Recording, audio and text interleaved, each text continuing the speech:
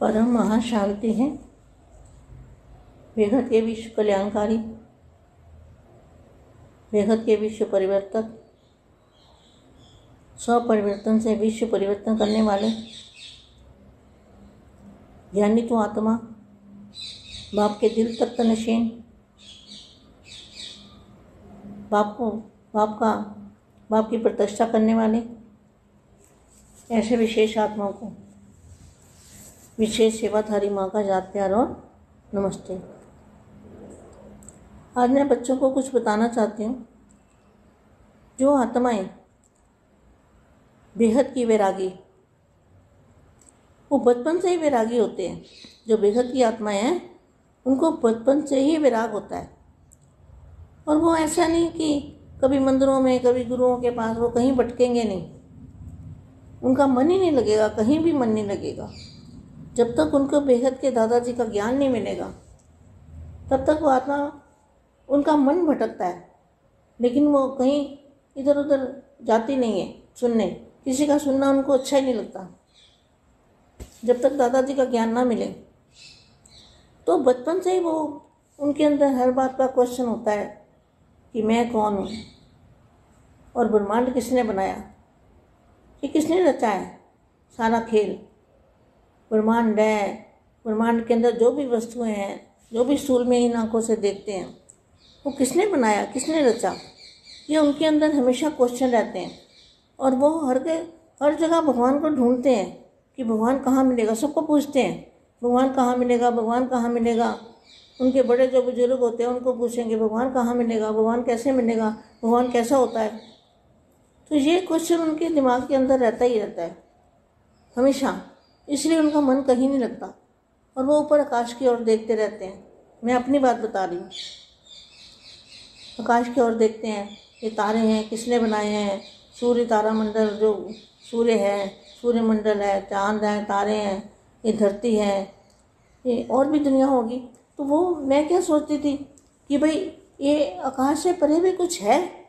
ऐसे लगता था जैसे आकाश के अंदर एक, जैसे क्या कहते हैं, पिंजरे के अंदर बंद होता है ना कोई पिंजरा, तो ये आकाश के अंदर एक गोला हमारा पिंजरा मेरे को नज़र आता था कि ये पिंजरे में बंद है हम। ऐसे लगता था पिंजरे में बंद है। आत्मा क्या है, परमात्मा क्या है, हमेशा मन के अंदर। जब भी अकेले बैठेंगे, किसी के साथ बैठेंगे 2 मिनट, फिर मन उधर ही चला जाएगा। और वैरागी जीवन उनको पसंद आता है। किसी से लगाव ये सब बहुत बहुत कम होता है उन आत्माओं का। किसी से प्यार ये सब कम होता है, और उनके शुरू से ही पवित्रता के भी संस्कार होते हैं ऐसी आत्माओं के।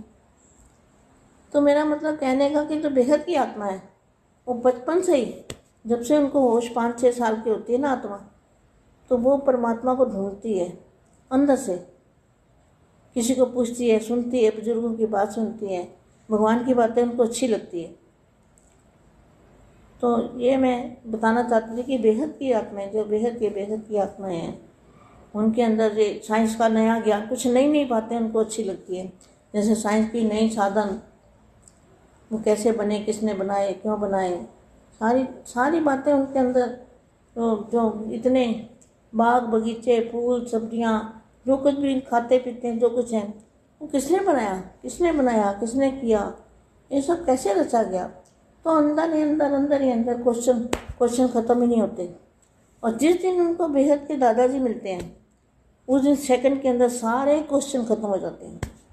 इतने, मेरा तो ऐसा ही हुआ है, सारे ही क्वेश्चन मेरे ख़त्म हो गए। क्या मेरे अंदर कोई क्वेश्चन नहीं है, कोई सवाल नहीं है, क्योंकि मुझे जो चाहिए था शुरू से बापूजी ने इतना ज्ञान दिया है। 97 से बापूजी ने जो ज्ञान दिया ना, वो कोई सोच भी नहीं सकता।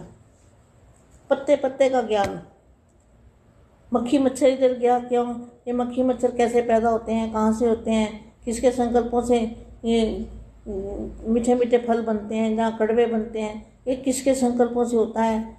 हर चीज़, लकड़ी किसके संकल्पों से, तो मतलब जो भी चीज़ इस संसार में हम देखते हैं वो किसके संकल्पों से होता है, वो भी बापूजी ने सब बताया हुआ है। आप हैरान हो जाओगे। पुरानी वीडियो शायद बनाई है या नहीं बनाई है मुझे नहीं पता, लेकिन मेरे को याद, ये इतना याद है कि मैं तो ऐसे पागल होती गई कि रात को 2-2 बजे तक बापूजी क्लास कराते थे। अचानक उठा देते थे, चलो उठो क्लास करते हैं बोर्ड पे। एक एक शब्द बापूजी ने जैसे समझाया है कि चित्र पे बना बना के कि भाई वो कैसे भी साधारण आत्मा की बुद्धि में भी वो ज्ञान आ जाए। फिर बापूजी ने बेहद का ज्ञान दिया, बेहद की दुनिया में जाएंगे, बेहद की दुनिया है, ऐसा ऐसा।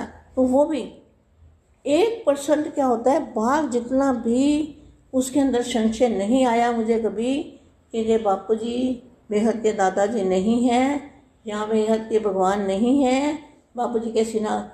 मैं हर एक से बहस कर सकती थी। मेरे को कोई कहता था भाई तुम इतना बहुत ज़्यादा तो पढ़े हुए नहीं हो। अरे मैंने कहा मैं पढ़े हुए हैं ना, उनसे ज़्यादा ज्ञान सुना सकती हूँ। इतना दिमाग में बापूजी का ज्ञान मेरे दिमाग के अंदर समा गया। जैसे कहते हैं ना, सागर में मैं समा गई, ज्ञान के सागर के अंदर मेरा मन, बुद्धि और संस्कार सब बेहद के दादाजी के ज्ञान सागर के अंदर डुबकियाँ लगाने लगा। तो वो जो आनंद था ज्ञान सुनने का, समझने का, समझने की बात है, उसको समझना, सुनना, समझना और अनुभूति करना, ये मैं बच्चों को बताना चाहती हूँ। सुनना और फिर समझना और अनुभव भी करना एक साथ में, एट ए टाइम, तीनों काम। तो अपना भी पता चला कि मैं आत्मा हूँ, लेकिन कौन सी आत्मा हूँ, कहाँ से आई हूँ, किसकी रचना हूँ, वो तो बापूजी ने समझाया ना। तो मैं यही बताना चाहती थी बच्चों को, थोड़ा थोड़ा करके जब याद आएगा कुछ ना कुछ अच्छा तो बच्चों को बताऊंगी। अब मैं वाणी थोड़ा सा पढ़ती हूँ। भगवान की पत्थर पर भी अगर नज़र पड़ जाए तो क्या थी मैं पत्थर ही थी। मैं तो अपने आप को ऐसा ही समझ, पत्थर तो थी, मगर पारसनाथ ने मुझे पारस बना दिया ना। बेहद के बच्चों को भी जो पत्थर बन गए थे, पत्थर बुद्धि बन गए थे। तो मैं तो इतना ढूंढती थी, मैं क्या बताऊं। कोई कहे इधर भगवान है, कोई कहे ये गुरु है। मैं कहा ना भाई, मैं नहीं मानती ना, मेरे को जाना है, इन लोगों के पास कुछ नहीं है। जब बापूजी का ज्ञान मिला तब तो मैं पागल ही हो गई, पागलों की तरह ज्ञान के पीछे पागल, कि बापूजी के मुँह से एक एक शब्द निकला और मैं चित्र बनाती रही। एक एक शब्द बापूजी बोलते गए और वो मैंने अपनी बुद्धि में रखा।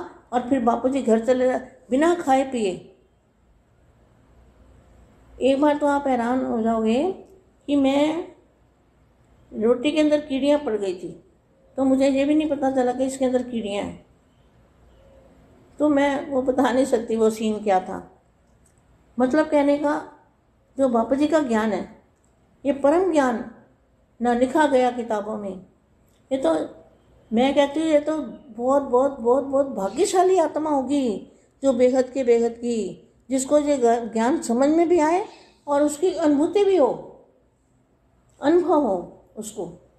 अनुभवी जो आत्मा होती है ना, उसको कोई भी नहीं हिला सकता दुनिया के अंदर, कितना भी उसको भड़काए वो कभी ना भड़केगी। ऐसी आत्मा, उसको कहेंगे बेहद की आत्मा, जो कभी किसी के सुने भी ना। मेरे को कोई देता है ना कोई किताब या कुछ, ना भाई मेरे को नहीं चाहिए, मेरे को देखनी भी नहीं है, सुननी भी नहीं है, देखनी भी नहीं है। ऐसी मेरी हालत, जब से मैं बापूजी के पास ज्ञान में आई हूँ तब से मेरी यही हालत है। अब बाकी जो कल कुछ याद आएगा फिर बताती रहूँगी। तो ये वाणी है 81 की और पेज नंबर है 50। भगवान की पत्थर पर भी नज़र पड़ जाए तो पत्थर भी पारस बन जाता है। ये बेहद के बच्चों का यही हाल हुआ ना। आप तो उनके स्वीकार किए हुए श्रेष्ठ रतन हो। क्या हमें भगवान ने स्वीकार किया है? कितने भाग्यशाली हो। सोचो तो सही, कितनी खुशी होनी चाहिए, कितना नशा होना चाहिए। है क्या लिखा है? 2 शब्द भी आपको ये वाणी के मिल जाए ना तो आनंद आ जाए। भगवान की पत्थर पर भी नज़र पड़ जाए तो पत्थर भी पारस बन जाए। आप तो उनके स्वीकार किए हुए श्रेष्ठ रतन हो। अपने कार्य की श्रेष्ठता के मूल्य को जानो, अपने कार्य के श्रेष्ठता के मूल्य को जानो। शक्तियों का अपना गायन है और पांडवों का अपना। तो आप सब महान आत्माएं हो। महान आत्मा की निशानी क्या है? जो जितना महान होगा उतना निर्माण होगा। क्या? नरम चित्त होगा वो। महान आत्माएं सदा अपने को ओबिडेंट सर्वेंट की अनुभव करती है। ऐसा ही ग्रुप है ना शक्ति भवन की शक्तियों का। परम महाशांति।